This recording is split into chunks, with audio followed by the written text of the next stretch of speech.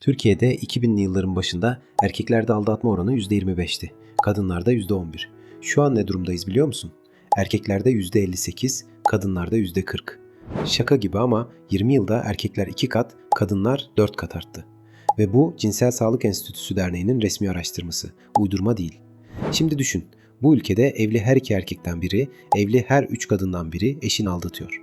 Ve bu rakamlar sadece kabul edenler. Kabul etmeyenleri saysak sen düşün. Peki niye?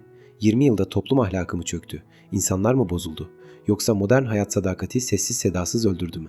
Enine boyunu araştırdım ve bugünkü videoda bunu anlatacağım. Bu aldatma patlamasının arkasında ne var? Hangi sistemler bu duruma yol açtı? Tanışma uygulamaları ve sosyal medya işi nasıl değiştirdi? Ve en sonunda konuşacağımız şey seni gerçekten düşündürecek. Çünkü ilişkiler nereye gidiyor sorusunun cevabı hoş değil.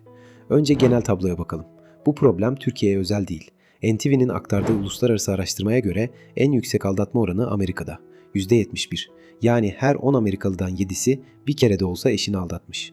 Almanya %68, İngiltere %66, Tayland %61, Brezilya %57, Rusya %53.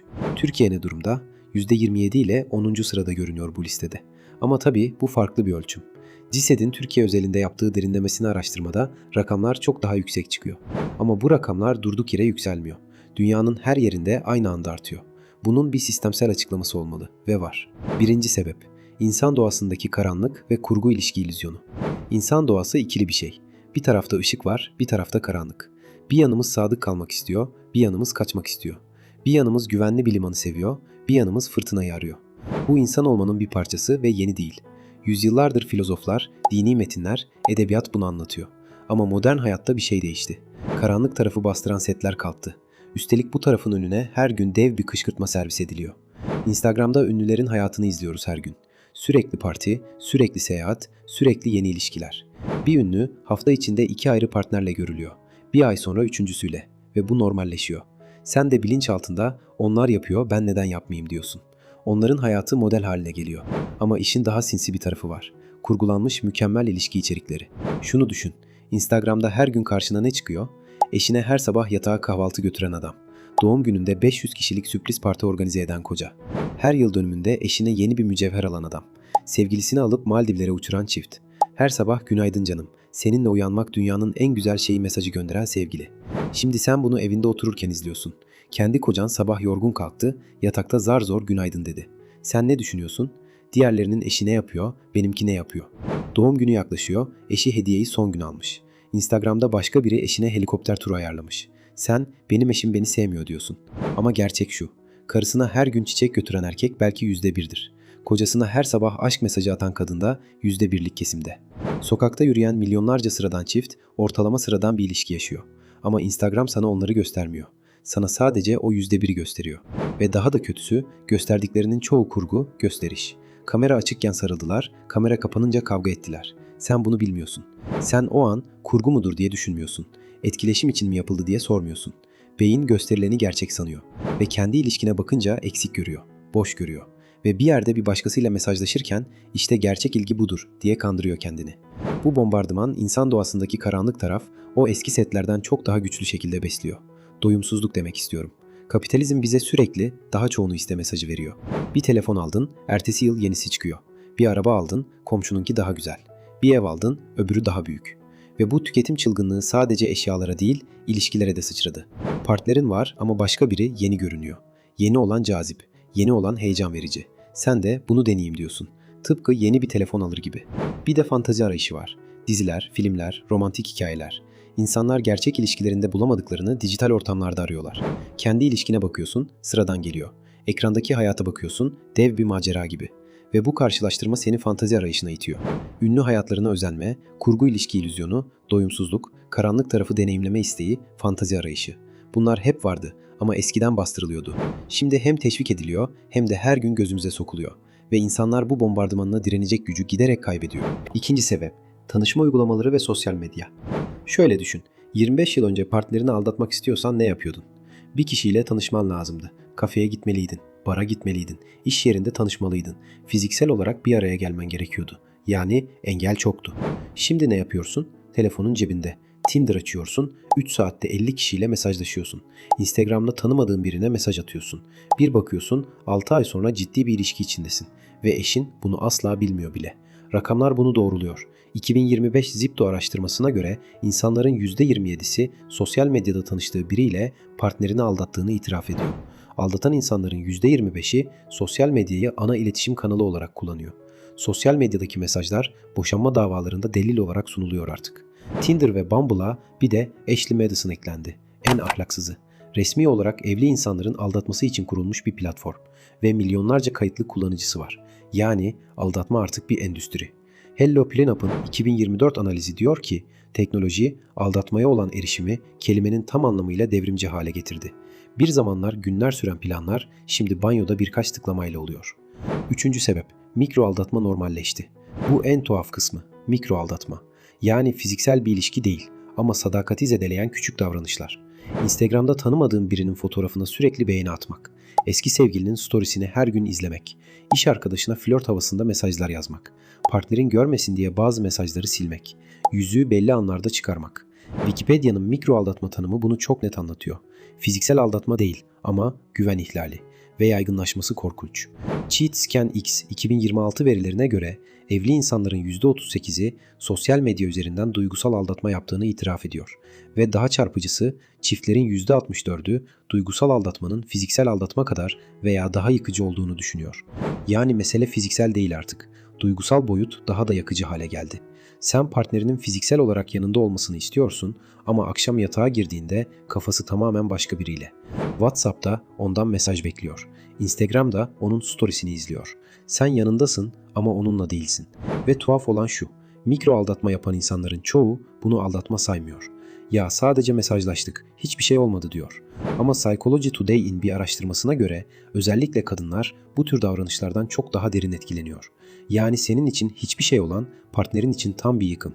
Ve işin en tehlikeli tarafı şu, mikro aldatma çoğu zaman orada durmaz. İnsanlar sanıyor ki ben sadece mesajlaşırım, öteye geçmem. Ama gerçek şu ki mikro aldatma gerçek aldatmanın giriş kapısıdır. Bir kelimeyle başlıyor.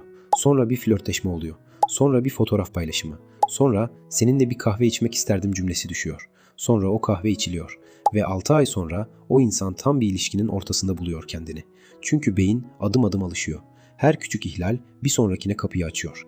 İlk mesajda vicdanın rahatsız oluyor. İkincisinde daha az. 50. mesajda hiç.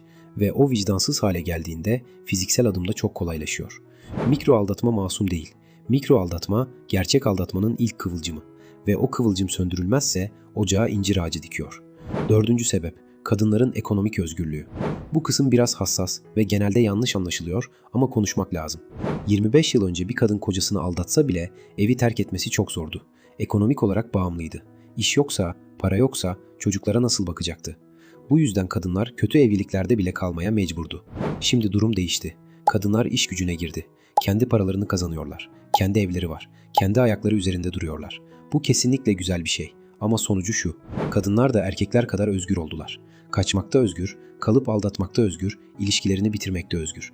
DetectiveTrestore.com'un 2025 analizi diyor ki, tarihsel olarak erkeklerin daha fazla aldatma fırsatı vardı çünkü daha fazla dışarıdaydılar. Kadınların sosyal ve ekonomik olarak bağımsızlaşmasıyla aldatma fırsatları da eşitlendi ve rakamlar bunu doğruluyor. Türkiye'de 2000'de kadınların aldatma oranı %11'di, şimdi %40. Neredeyse 4 katına çıktı. Erkeklerdeki artış bile bu kadar hızlı değil. Yani ekonomik özgürlük bir araç ve maalesef bazıları bu aracı sadakati kırmak için kullanıyor. Beşinci sebep, sabır ve fedakarlık öldü. Bu belki en az fark edilen sebep ama en belirleyicilerinden biri. Şöyle düşün, bir yemek sipariş ediyorsun, 20 dakikada gelmezse sinirleniyorsun. Amazon'dan sipariş verirsin, ertesi gün kapına gelir. Instagram'da bir post açıyorsun, 3 saniyede yüklenmese scroll ediyorsun. Beynin sabırsızlığa alıştı. Beklemek zor, rahatsızlık zor. Bir şeyi çözmek için uzun uğraşmak zor. Şimdi bunu ilişkiye taşı. Evlilik ne demek? Uzun süreli sabır, uzun süreli fedakarlık. Kavga oldu, çözmek için oturup konuşmak lazım. Bir hata yaptın, düzeltmek için haftalar boyunca çaba göstermek lazım. Partnerin zor bir dönemden geçiyor, sen sabırlı olmak zorundasın. Ortak hedefler için kendi hedeflerinden vazgeçmek gerekiyor bazen. Bunların hepsi eskiden normaldi. İnsanlar evliliği bir proje olarak görürdü. Yıllar süren bir inşa. Ama proje demek zaman demek, çaba demek, sabır demek. ve modern insanın hiçbir şey yapmak için sabrı kalmadı artık. Kavga çıktı, oturup konuşmak lazım. Ama bunun için 3 saat harcamak istemiyorsun. Kısa yol arıyorsun. Kısa yol nedir biliyor musun? Bir başkasıyla mesajlaşmak. Çünkü karşındaki yeni biri. Seni anlamak için efor sarf ediyor. Sabırlı, anlayışlı, ilgili. Uzun bir sürecin sonuna girmişsin gibi hissettirmiyor. Yeni bir hikaye başlıyor. Ama gerçek şu. O yeni insanla da 6 ay sonra aynı yere geleceksin. Çünkü sorun partner değil, senin sabır kapasiten. Sen bir kavgayı bile bitiremeyen bir insansın artık. Ve bu ilişkilere değil, sana ait bir problem. Modern kültür fedakarlığı neredeyse kötü bir kelime yaptı. Kendin için yaşa, kimse için fedakarlık yapma, kendini birinci sıraya koy. Bu mesajlar her yerde ama bu felsefe evlilikte çalışmıyor. Evlilik en temelde iki insanın birbiri için fedakarlık yapmasıdır. Bugün ben, yarın sen. Bugün senin işin için, yarın benim işim için. Bugün senin ailen için, yarın benim ailem için. Fedakarlık modern insana kayıp gibi geliyor. Halbuki fedakarlık kayıp değil, yatırım. Ama yatırımın karşılığını uzun vadede alırsın ve uzun vadeyi bekleyecek sabrımız yok. Bir ilişki zorlaştığında insanlar iki şey yapabilir. Ya sabırla ve fedakarlıkla üstesinden gelirler ya da kaçarlar. Modern insanın refleksi kaçmak yönünde ve kaçmanın en kolay yolu aldatmak. Çünkü aldatma yeni bir başlangıç hissi veriyor. Zor olanı yaşamak yerine kolay olanı atlıyorsun ve bir süre sonra o kolay da zorlaşınca tekrar atlıyorsun. Tekrar. Sabır ve fedakarlık uzun süreli bir ilişkinin bel kemiğidir. O bel kemiği kırıldı ve bel kemiği olmayan bir vücut ayakta duramaz. 6. sebep, ekonomik stres ve tükenmişlik. Bu Türkiye özelinde çok belirleyici bir faktör. Ekonomi kötüleştikçe evlilikler zorlaşıyor. Adam sabah 8'de çıkıyor, akşam 10'da eve geliyor. Ayakları ağrıyor, yorgun, bezgin. Kadın da benzer bir tempoda. İkisi de tükenmiş. Karşılaştıklarında konuşacak enerjileri yok. Yakınlık kurmak için çaba göstermek istemiyorlar. Ve o boşlukta ne oluyor? Biri işten, biri sosyal medyadan, biri geçmişten biriyle konuşmaya başlıyor. Ve karşıdaki kişi yorgun değil. Ona güzel şeyler söylüyor. Ona ilgi gösteriyor. Ve o küçük ilgi evdeki koca yorgunluğun karşısında dev bir rahatlama gibi hissettiriyor. Aldatma çoğu zaman büyük bir tutkudan değil, küçük bir rahatlamadan başlıyor. Sadece konuşuyorduk diyorlar. Ve haklılar bir anlamda. Konuşmakla başlıyor. Ama ekonomik stresli bir hayatta o küçük konuşma dev bir kaçış haline geliyor. Conrad'ın araştırması bunu doğruluyor. Ekonomik baskı altında empati düşüyor, sabır düşüyor, yakınlık kurma enerjisi düşüyor. Ve aldatma bu çukurun içinde büyüyor. 7. sebep, kültür değişti, ahlak değişti. Bu belki en tartışmalı sebep ama gerçek. 25 yıl önce aldatma toplumsal olarak çok büyük bir utançtı. Aldatan biri kınanacak biri olarak görülüyordu. Aile, komşular, arkadaşlar bunu affetmiyordu. Hemen basıyorlardı dedikoduyu. Burası küçük mahalle, adın çıkar kızım. Şimdi ne değişti? Aldatma neredeyse normalleşti. Hollywood filmleri, yerli ve yabancı diziler, popüler kültür sürekli aldatma hikayeleri üretiyor. Ve bu hikayelerde aldatan çoğu zaman aşkı bulmuş, kendine ihanet etmeyi bıraktı tarzında romantize ediliyor. Aldatılan ise kendine bakmadı, iyi eş olamadı gibi suçlanıyor. Düşün, kaç Türk dizisinde iyi karakter aldatan biridir. Sayamayacak kadar çok. Ve bunları izleye izleye bilinçaltımızda aldatmak da hayatın bir parçası. Herkes yapıyor mesajı oturuyor. Netflix'te aynı, Hollywood'da aynı, sanki hepsi anlaşmışlar. Aldatmayı hikayenin dramatik motor haline getirelim demişler gibi. Yani suçun tarafı değişti. Aldatan mağdur oldu, aldatılan suçlu oldu. Bir de kültürel bir boşluk var. Eskiden insanlar şiir okurdu. Aşk üzerine, sadakat üzerine, fedakarlık üzerine yazılmış binlerce yıllık bir kültür vardı. Şimdi kaç kere şiir okuyan birini gördün? Hala şiir diye bir şey kaldığına bile şükretmek lazım. Sadakat kavramı bize edebiyattan geliyordu, artık gelmiyor. Yerine ne geldi? TikTok, Instagram, kısa videolar. Sadakat üzerine kimse bir şey yazmıyor artık. Aldatma yazılıyor, romantize ediliyor. Ve bu boşlukta insanlar sadakati unutuyor. Saygı ve sadakat kavramları sadece dilde kaldı. Yani insanlar sadığım, saygılıyım diyor ama uygulama sıfır. Sadece söylüyor, boş kelimeler. Taşıma su ile değirmen dönmüyor ne yazık ki. Bu değişim rakamlara da yansıyor. Genç kuşakta aldatmanın kabul edilme oranı çok daha yüksek. Bir kere olmuşsa affediyorum diyenler artıyor. Zaten evlilik böyledir diyenler artıyor. Toplumsal utanç yerini toplumsal kabullenmeye bırakıyor. Muhafazakar çevrelerde bile aldatma oranları yükseliyor. Türkiye'de muhafazakar toplumun aldatma oranları da genel ortalamayla aynı seviyeye geldi. Yani mesele sadece modern kültür değil, mesele daha derinlerde. Bir ahlaki çürüme değil, bir kavramsal boşalma var ortada. Toparlamak gerekirse aldatma rakamları her yerde artıyor. Türkiye'de son 20 yılda erkeklerde 2 kat, kadınlarda 4 kat arttı. Tanışma uygulamaları aldatmayı bir tıklamalık iş yaptı. Sosyal medya duygusal aldatmayı normalleştirdi. Mikro aldatma denen bir kavram bile çıktı. Ekonomik özgürlük, kişisel tatmin kültürü, ekonomik stres, kurgu Instagram çiftleri, dizilerin romantize ettiği aldatma hikayeleri, şiirsel dilin kaybı, kapitalizmin doyumsuzluk aşılaması. Hepsi aynı anda çalışıyor. Bir bombardıman altındayız resmen. Peki bu böyle nereye gidecek? Birinci ihtimal. Sadakat kavramı kültürel olarak öldü. Bunu kabul edip yeni ilişki modelleri kuruyoruz. Poliamori artıyor, açık ilişkiler artıyor, evlilik dışı ilişkiler normalleşiyor. Toplumsal olarak iki kişi ömür boyu sadece birbirine ait fikri bir anakronizm olarak görülmeye başlanıyor. İkinci ihtimal. Bu bir geçiş dönemi. İnsanlar teknolojinin yarattığı fırsatlarla ilk kez karşılaşıyor. Şok yaşıyorlar. Bir süre sonra dengeyi bulacaklar. Aldatma oranları yavaş yavaş düşecek. Yeni ahlaki kodlar oturacak. Üçüncü ihtimal ve bence en tehlikelisi. Sadakat sadece azınlığın gücünü koruyabildiği bir şey haline gelecek. Yani çoğunluk aldatacak. Ama küçük bir grup bilinçli bir tercihle tüm modern baskılara rağmen sadık kalacak. Ve bu grup gerçekten güçlü ilişkilere sahip olacak. Diğerleri sürekli değişen partnerler arasında dolaşacak. Hangisi doğru bilmiyoruz. Ama bir şey belli. Eskisi gibi bir geleceğe geri dönüş yok. Aldatma kolaylaştı. Fırsatlar arttı. Kültürel utanç azaldı. Ve bu ekipmanla birlikteliği koruyabilmek için çok daha bilinçli çaba göstermek lazım. Şimdi sana zor bir soru soracağım. Cevap verme. Sadece kendine sor. Sen eşini son kez ne zaman gerçek manada tekrar seçtin?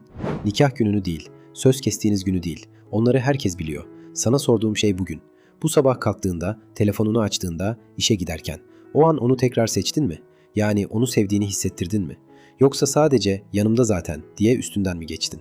Bir insan yıllardır sevilmediğini hissettiğinde kabuk bağlıyor, vazgeçiyor. Ve o vazgeçme anından itibaren gözleri başka yerlere kayıyor. Sen o an fark etmiyorsun bile. Sen her şey yolunda sanıyorsun. Ama o kişi çoktan yalnızlaşmış oldu senin yanında.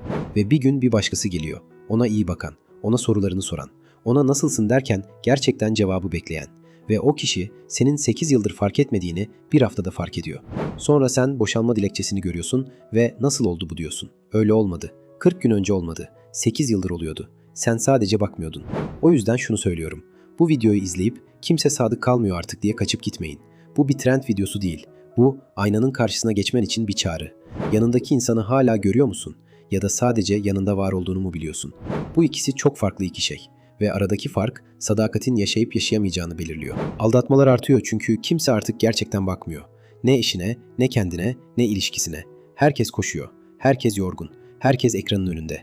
Ve fark ettiğimizde çok geç oluyor. Şu an geç değil. Bu videonun bitince bir şey yap. Yanındakine bak. Gerçekten bak. Ve ona bugün nasılsın diye sor. Cevabı bekleyerek sor. Belki bu küçük soru ilerideki bir felaketi engelleyecek. Kimse söz veremez ama başlangıç olabilir. Bir sonraki videoda görüşürüz.